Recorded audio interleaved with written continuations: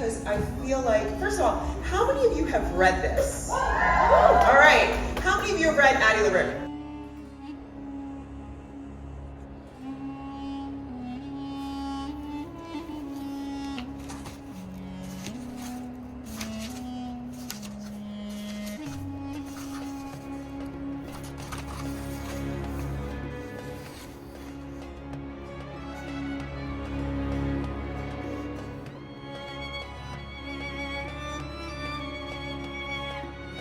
So maybe I've been reading too many essays on craft, but I had just read this essay this morning at like 3 a.m. because I woke up so early today. And it was by Brandon Taylor, and he was like talking about a review. Like he has like these essays on Substack where he talks about writing and what makes like effective writing in his opinion. And obviously he's also like a MFA teacher, and today he was talking about how like even though writers tend to write in third person, they're still following certain characters, and sometimes the writer makes the decision of valuing their own thoughts and opinions and writing style over the voice of the character even though it's third person. And now because of reading that, it's just like made me super aware of third person, right? So I'm reading this and this is in third person, and there's 3 separate characters that we're following here. We're following so far, I've seen Lottie, Alice, and what's the other one, Maria. And it's so crazy to read from Maria's perspective and then Alice's perspective, because you can clearly tell that although the writing style in essence is very V.E. Schwab, like Victoria Schwab coded, you could see how she puts that extra intention with the writing style, with the voice included inside of that, even through her third person narration when she's seeing the world through Maria, who is more stubborn and more, she hungers for power and freedom, versus Alice, who's very like grief stricken and like insecure and tiny and trying to become something else that she is not.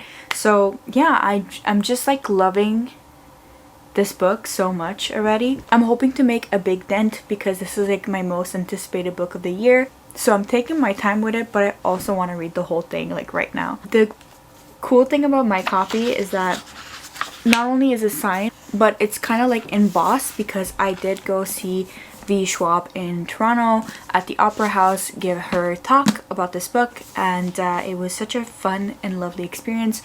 She didn't sign them personally. These were already like signed copies, but it was nice to see her like in real life and to hear her speak in real life. And yeah, and I met some like lovely ladies there again. I love these like bookish events because I always end up meeting some great gals. Hopefully in the future I'll meet more people at these events and more writers, not just readers. And yeah, since I hadn't been to an author event since TIFA last year, I literally booked 2 more author events, but these are 2 authors that I really enjoy and want to see. So I have Ian McEwan and also R.F. Kuang. They're both coming to Toronto in September. So if you are in Toronto and if you're going to either of these events, send me a DM and we'll talk, and maybe we can, you know, meet up before or after. Yeah, I'm just putting myself out there, obviously. Yeah, I don't know. I just love author events so much, and it is a commitment for me to go, especially since I'm working full-time, but I do enjoy it and I do see a lot of value in going to these events, not only just as a reader but also as a writer, obviously, and to get that inspiration. There's one thing that V. Schwab said that made me feel less alone in my writing, my way of writing. So she says that like she literally just opens her document and she'll write like 1 sentence at a time, and then she has to figure out where that sentence goes. And not that I 100% write like that, but I kind of write like that. I don't really write, like I do write in narrative order, but I also just write scene by scene and sometimes just lines, and then I try to fit everything together, if that makes sense. And I just also am not much of a plotter. Like I will plot, but I love to just discover my story. Like sometimes I wake up in the morning and I'm like, I want to have a circus scene, and to illustrate this other thing about my novel. And then now I'm writing like a circus scene, so I'm also reading something that is set at the circus, which is Nights at the Circus by Angela Carter, and it's my first Angela Carter book, so I might include that in this vlog as well, just because I haven't done a reading vlog. I've also been writing, but I'm going to talk about that on a separate vlog because the way that my project is unfolding right now is very complicated, but I do want to bring you guys along for the journey because I'm still hesitant. I don't know if I want to self-publish these two books or if I want to get them traditionally published, so I think I will see with the interest that I can muster and what I feel capable of doing this year for myself. So yeah, like I said, it's a lot right now. I'm taking kind of like social media breaks. I still want to like go and look at my Instagram once a week to see if you guys message me or anything. And I do want to be more consistent with YouTube. At this rate right now that I'm going, it's like every 2 weeks. I would love to ideally post twice a week, but I will settle for once a week for now, and slowly ease myself also on the second channel. But right now that's not even a priority because I'm just so busy, and I'd rather write than post on that channel right now. And yeah, so I'm gonna go back to reading this. That was just a little bit of a intro and also a little bit of a life update because God knows that like every 2 weeks life just changes all the time. So yeah, I'm just gonna go and enjoy this book.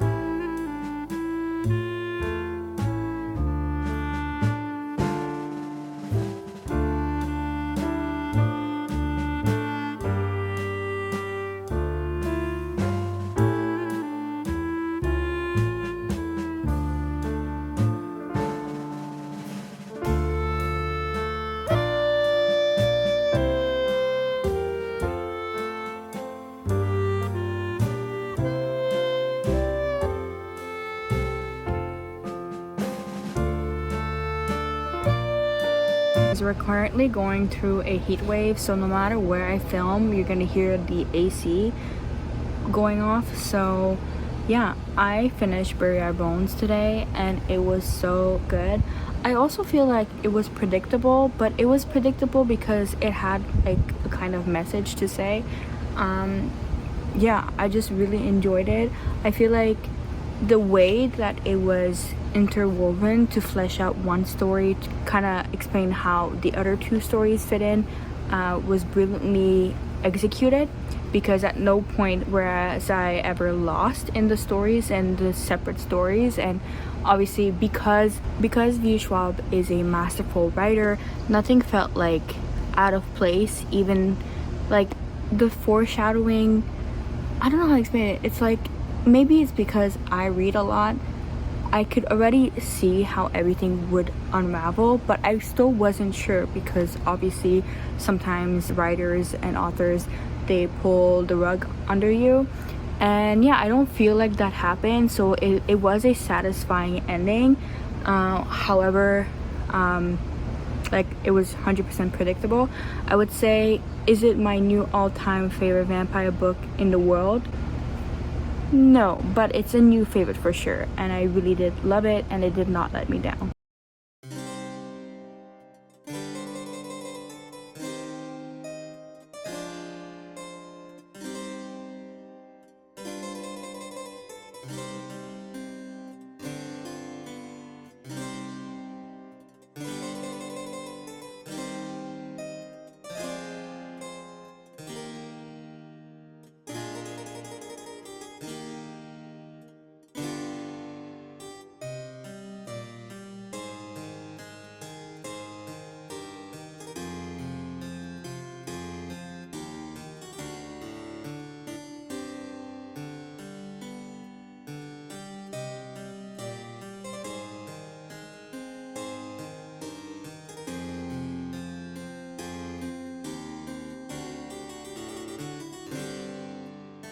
So I've been reading Nights at the Circus by Angela Carter. This is my first Angela Carter novel. I'm enjoying it, however, it's so hard, not hard, but like it requires that extra step in focus and concentration to read this, because the entire text is written in purple prose, which is nice. Like there are moments where it's like so beautiful, so evocative, and the imagery is really strong. But sometimes you're like, can you just tell me the story straight? Can we just stop with the frivolity? But it also kind of reflects the main character, her story and her narrative and the way she speaks. Like you can understand that this is the way she actually is reframing and like reappropriating all the horrible things that have happened to her. So let me try to explain this in a way that is not confusing, because I was a bit confused. So we follow Sophie Fevers. This is the main character, and she's kind of like a woman but also like a bird. So she has these like big wings, and we have this journalist, and he is tired of like reporting on wars and devastation and whatever. So he's like, what if I report on this lady, Sophie, and what if I spend nights at the circus and travel with her and her crew, basically. This book is also in 3 parts. So the first part, when we get to meet Sophie, we're in London, and then we go to St. Petersburg and then Siberia. This is not a spoiler, it's on the back cover, and I am enjoying it. I just finished the first part. I'm embarrassed to say that it took me hours to just read 90 pages, and I have about 200 more pages to go. But you know what, I'm determined, and I am using this kind of like as a research for my novel. And I know I left you guys in the dark a bit about my novel and what I'm working on currently. It's still vampire, but it's a bit different, and I'm still writing the other vampire book, but I'm going to explain this, I promise, in an upcoming video. I think I might release a little video like a vlog, like a weekend writing vlog, and then explain what I'm writing, and then you'll be like up to speed. But I want to strictly keep this as a reading-ish vlog, reading focused vlog.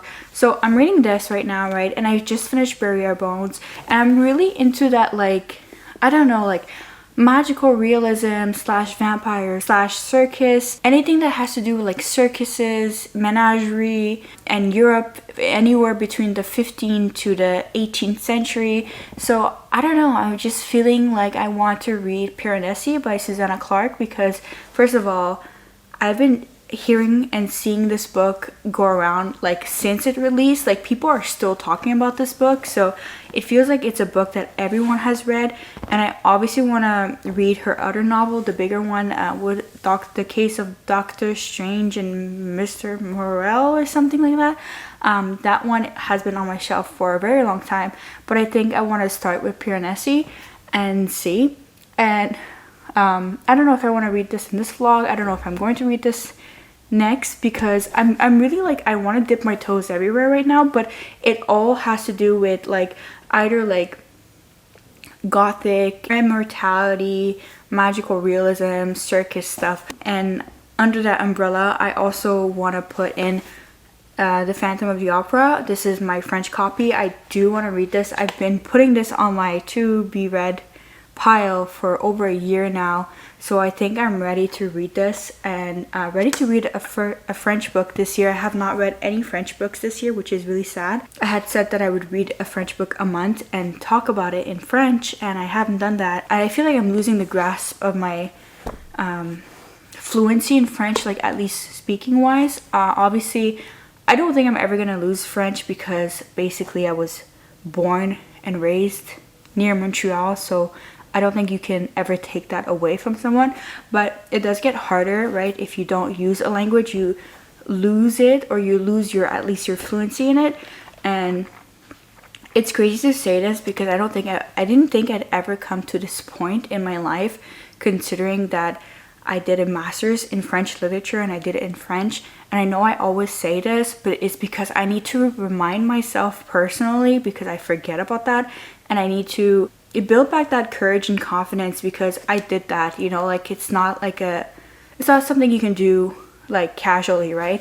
So it helps me remind myself that I can do this, and that this is like easy breezy, this is fun, this is what you studied, this is what you like, this is what you enjoy. So yeah, I think what I'm gonna do is I'm gonna read a little bit more of Nights at the Circus. I might not vlog much of it, I don't know, we'll see, because there's not much to say. Like, I don't want to spoil anything. This is not really a spoilery read. She's just recounting her life. I don't know where this is going to go, honestly, but it is fascinating. If you really do like stories about like circus and survival and prostitution even, and like having to do what you need to do in order to survive, and having to be an outsider and rejected in society, and finding like the people that support you and see you, I'm sure you're gonna like this one. There's a lot in between the text and the narrative of what she is recounting. You know, she's a very loud and unapologetic character, but you could tell that like she's compensating for the trauma. Anyways, that's my thoughts on that. And then I'm gonna obviously film a separate vlog for The Phantom of the Opera, Jesus. And I'm just really excited, because in my novel I want to take my character to the circus, to the opera, everywhere, and what better ways to immerse myself than to read other fictional texts that center these places. I like a sense of place a lot. I really do enjoy books with a sense of place. I don't know if that makes sense, but yeah. What else did I want to say? I have a bunch of like nonfiction stuff that I'm currently reading, but I will either present them on this video, or I will film a separate video. You know the drill.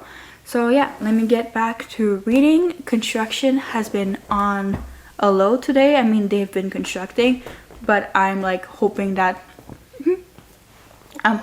they're done for today. I don't know. It's 3 p.m. Maybe they're not done. We'll see. It's really discouraging that if I'm not at work, I'm at home and there's always construction.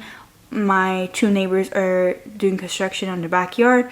the whole street is under construction and it will be so for a year, which is fucking insane if you think about it. Like to live in a place where you know there's gonna be like heavy construction in it for a year. Some days I have to like wait behind large mountains of stones and dirt and machinery, and just like, you know, try to like exit my house is like a mission, which it shouldn't be that way, but it is what it is. What can you do?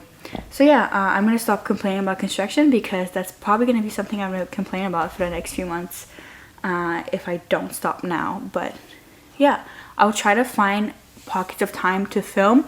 Right now it's summer, which is good because that means we have light out for longer. It's not like the end of the world, but it does make it harder for me to film and to vlog and to, you know, usually I would schedule when I'm gonna film, but now it's like difficult to do that because there's always noise, and I don't want the camera to pick up on it, because I don't want you guys to have a bad experience watching this vlog. These vlogs are supposed to be a little bit like, you know, real life, but also hopefully a bit cozy, hopefully a bit inspiring to read great books and to write your own stuff and whatever. So yeah.